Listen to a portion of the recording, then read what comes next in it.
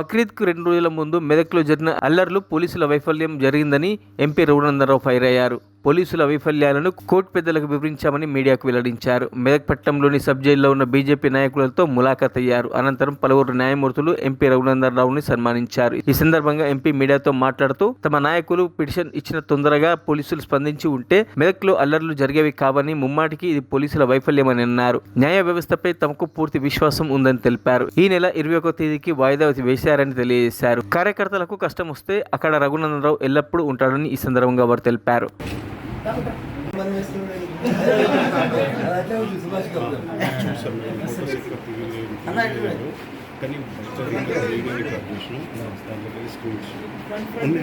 ఘర్షణలో పోలీసుల వైఫల్యాలని stitching time saves 9 అని చెప్తారు. అంటే ఏదైనా చొక్కా కానీ కోటు కానీ చిరుగుతుంది అని అర్థమైనప్పుడు మొదటి దశలోనే జాగ్రత్త పడి ఒక కుట్టేస్తే ఆ కోటు మొత్తం చినిగిపోకుండా ఉంటుంది. దాన్నే ఇంగ్లీష్ ప్రవర్బ్ చెప్తారు, ఏ స్టిచ్ ఇన్ టైం సేవ్స్ 9 అని. ఉదయం 11:30కు పోయి కంప్లైంట్ ఇచ్చినప్పుడు పోలీసులు నిర్ణీత సమయంలో నిర్ణీత విధంగా స్పందించి ఉంటే మెదక్లో ఉన్నటువంటి ప్రశాంత వాతావరణం చెడిపోయేది కాదు.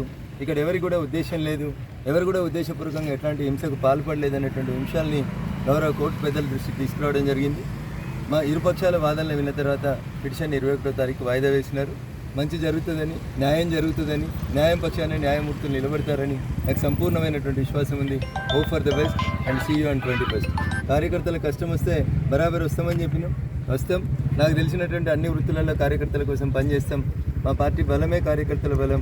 కాబట్టి కార్యకర్త కోసం ఏ ఎక్స్టెంట్కి పోయడానికైనా నేను ఇవాళ ఎంపీ స్థానంలో ఉన్నంటే అది కార్యకర్తలందరి కష్టంతో ఇంటికి వచ్చిన మెదక్ పట్టణ ప్రజలు, మెదక్ ప్రజలు ఇచ్చినటువంటి ఆశీస్సులతో ఇందాక వచ్చినా. కాబట్టి మా కార్యకర్త ఒకటి కష్టంలో ఉన్నారని తెలిసి అక్కడ ఈరోజు కేంద్ర పార్టీ ఆధ్వర్యం లోపల మా 8 మంది ఎంపీలకు సన్మానం ఉన్నా. నాకు సన్మానాలు శాలువాలు కాదు, నాకు కావాల్సింది కార్యకర్త కష్టంలో పాలు పంచుకోవడం అనేటువంటి ఉద్దేశంతో మెదక్ రావడం జరిగింది. ఈ కేసుని చాలా రోజుల తర్వాత కోర్టేసుకున్నాను. మంచి జరగాలని, జరుగుతుందని ఆశాభావాన్ని వ్యక్తం చేస్తాను. Thank you.